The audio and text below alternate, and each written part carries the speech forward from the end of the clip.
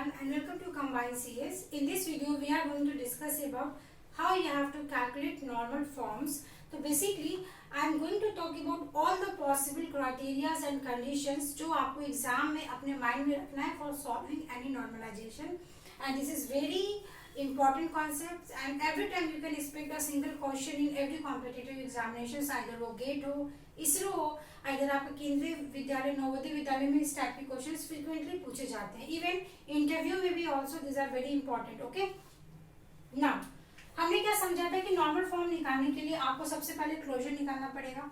तो क्लोजर हम कैसे चेक करेंगे? ए का क्लोजर निकालेंगे, करेक्ट. तो ए के क्लोजर से हम ए पे जा रहे हैं and B C D and again B C से हम डी ई पे जा रहे हैं, करेक्ट. नाउ हमने यहाँ पे क्या नोटिस किया, व्हेनेवर वी हमने ए का क्लोजर निकाला, इस ए के क्लोजर में यहाँ पे जो एफ है, ठीक है, और ये जो फंक्शन डिपेंडेंसी गिवन है, आप क्विकली समझो कि किसी भी फंक्शन डिपेंडेंसी की मदद से आप एफ तक नहीं पहुंच सकते. क्यों? क्योंकि एफ तो आपको चाहिए पर एफ तक जाने का रास्ता आपने बताया ही नहीं. समझ रहे हैं कि what is the mistake over here? Mistake is मैंने बोला कि you can come and meet to me, okay, but मैं आपको कभी अपना एड्रेस नहीं प्रोवाइड की, तो आप कैसे आओगे मेरे घर? नहीं आ सकते. तो सिमिलरली यहाँ पे एक ऐसा एट्रीब्यूट है एफ, वो एट्रीब्यूट आपको चाहिए बट वो एट्रीब्यूट आपके किसी भी फंक्शन डिपेंडेंसी में नहीं गिवन है. तो कैसे फाइंड आउट करेंगे? तो यहाँ पे फर्स्ट स्टार्ट मार्क करके आपको ये पॉइंट नोट करना है कि एग्जाम में आप क्विकली कैसे सॉल्व कर सकते हो. तो जब आपको कैंडिडेट के निकालना होगा और कोई ऐसा एट्रीब्यूट जो आपके लेफ्ट हैंड साइड में प्रेजेंट नहीं है, इट मीन्स कि आप उसको रिट्रीव नहीं कर सकते हो. सो जब भी आप कोई भी क्लोजर निकालोगे उसमें आंख बंद करके आपको वो एट्रीब्यूट लिखना ही पड़ेगा. This is mandatory. I am repeating again, whenever you have to start the normalization calculating closure property, you have to check right hand side, and in right hand side you have to check कौन सा attribute present नहीं है जो इस relation का part है, and those attribute जो किसी function dependency के right hand side में नहीं है, you have to include that attribute in the your closure. I hope clear.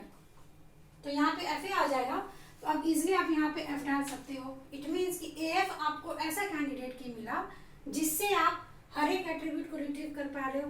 तो नाउ यहाँ पे पॉइंट नंबर 1 हमने डिस्कस कर लिया, दैट इज व्हाट कि आपको राइट हैंड साइड चेक करना है क्लोजर के लिए, है ना. इस तरीके से आपको नोट लिखना है. अब पॉइंट नंबर 2 आपको कई बार क्वेश्चन में ये पूछा है कि there are how many possible candidate key हो सकते हैं. तो क्या एग्जाम में आपको सिर्फ आपने एक निकाला हो गया? नहीं. एक निकालने का मतलब यहाँ पे आपको क्विकली ये समझ में आना चाहिए कि हमने क्या फाइंड आउट किया कि एफ एक ऐसा एट्रीब्यूट है जो सारे में आएगा.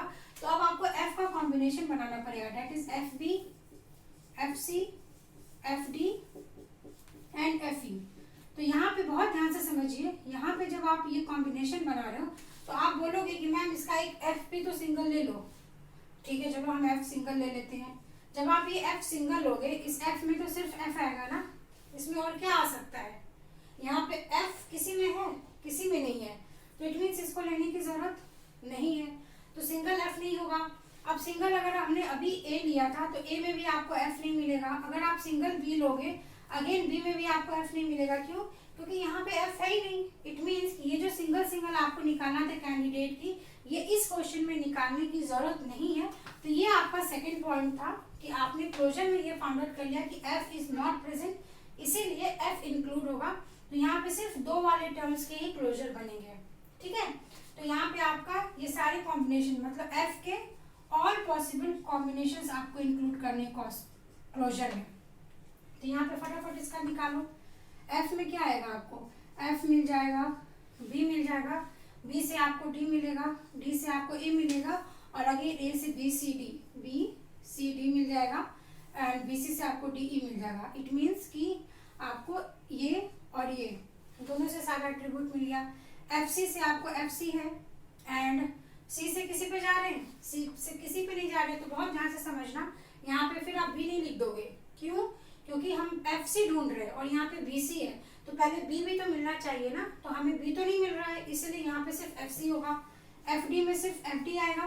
डी से किस पे जा रहे हैं? डी से हम ए पे जा रहे हैं, एंड अगेन ए से आप BC पे जा रहे हो, BCD एंड BC से E पे जाओगे, इट मीन्स कि आपको यहाँ पे सब कुछ मिल गया, तो अगेन ये आपके क्लोजर हो गया। एंड EF, तो EF, E से आप A पे जा रहे हो, A से BC एंड BC से आप DE पे जा रहे हो, तो again this is the closure. तो इस क्वेश्चन में आपके कितने क्लोजर मिल गए? आपको यहाँ पे 3 क्लोजर मिले, EF, E एंड F। नहीं, EF से, सॉरी, EF से आपको सिर्फ यहाँ पे E मिल रहा है एंड F मिल रहा है, आप E से किसी पे नहीं जा रहे हो, है ना, तो this is not the closure. Hence इस क्वेश्चन में कितने क्लोजर मिले आपको? टोटल 3 कैंडिडेट की मिल गए। तो ये आपका पहला सेकंड क्वेश्चन हो गया कि आपको कई बार क्वेश्चन में ये पूछा गया है कि आपको एक फंक्शन डिपेंडेंसी गिवन होगा, कितने पॉसिबल कैंडिडेट्स की हो सकते हैं, तो आपने 3 निकाला, है ना। अब यहाँ पे तीसरा पॉइंट नोट कर लेना, अगर आपने यहाँ पे देखा AF, BF and DF, these are the 3 candidate key, okay. तो अब आप कितने कॉम्बिनेशन बना सकते हैं? यहाँ पे आपके कितने एट्रीब्यूट है? 3 to 6, तो 6 to the power 6 कॉम्बिनेशन आप बना सकते हो कैंडिडेट की। तो क्या हम यहाँ पे 2 की जगह आप 3 चेक करेंगे? ABF, ACF, ADF, क्या ये हमको चेक करने की जरूरत है? या BCF, BDF या CAF, सो एंड सो, जितने आप नंबर ऑफ पॉसिबल कॉम्बिनेशन 3 का सोचो, क्या इसके कैंडिडेट की निकालने की जरूरत है? No. Why no? Because we are saying candidate key is the minimal super key. तो अगर आप AF में कुछ भी ऐड करो, जैसे हमने B ऐड किया तो एक कॉम्बिनेशन बन जाएगा, C ऐड किया, D ऐड किया और E ऐड किया, आप अगर 4 अलग अलग एट्रीब्यूट ऐड करोगे AF में, तो ये आपके 4 पॉसिबल कॉम्बिनेशन बनेंगे। तो जब हमने ये फाइंड आउट कर लिया कि this is the minimal super key, तो आप जब इसमें नया एट्रीब्यूट ऐड करो तो आप क्या क्रिएट कर रहे हो? तब आप इसका सुपर की क्रिएट करो, दैट इज आप सुपर सेट क्रिएट कर रहे हो। सुपर सेट क्रिएट करने की हमें जरूरत नहीं है, हमें बस कैंडिडेट की जरूरत होती है, ठीक है। तो इस तरीके से हमने यहाँ पे कैंडिडेट की निकाला। तो this are the very important points जो आपको याद करना है। एंड हमने यहाँ पे कैंडिडेट की निकाल दिया, अब आपको क्या करना है? नॉर्मल फॉर्म्स निकालना है।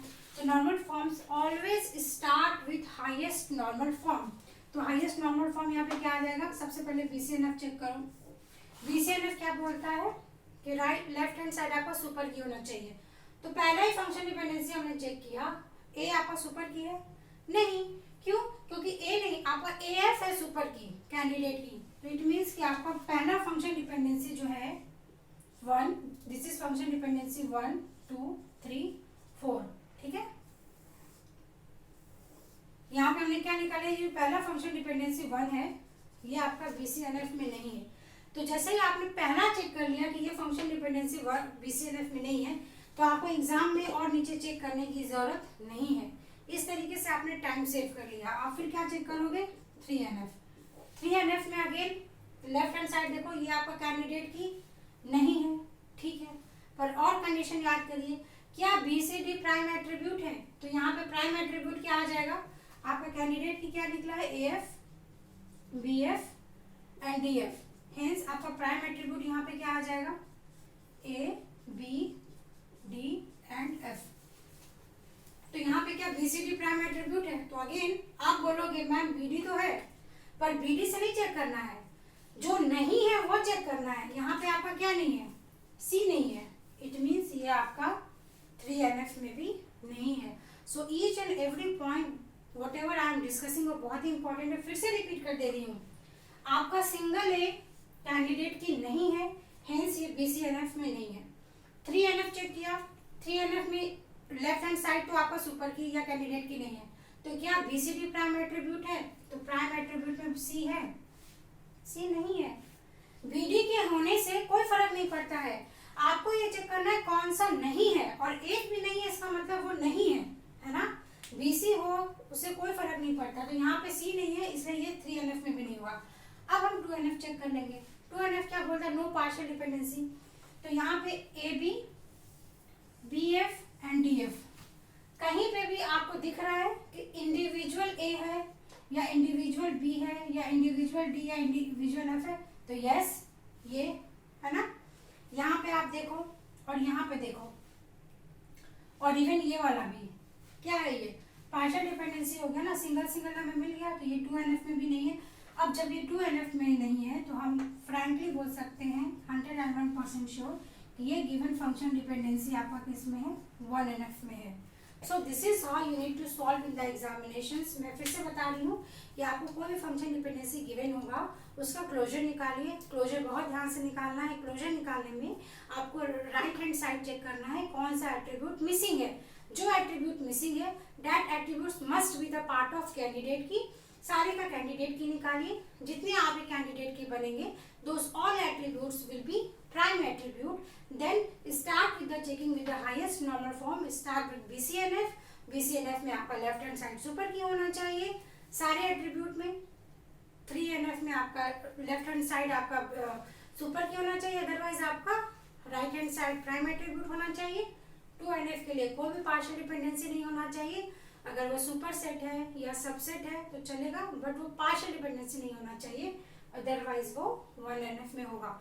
So in this way we have covered all the important topics of normalization. Still if you have any doubt just write down in the comment section and stay tuned for the next topic, that is transactions. I am going to cover all the important topics of transaction, what is recovery management, so and so. Thanks for watching. Thank you so much.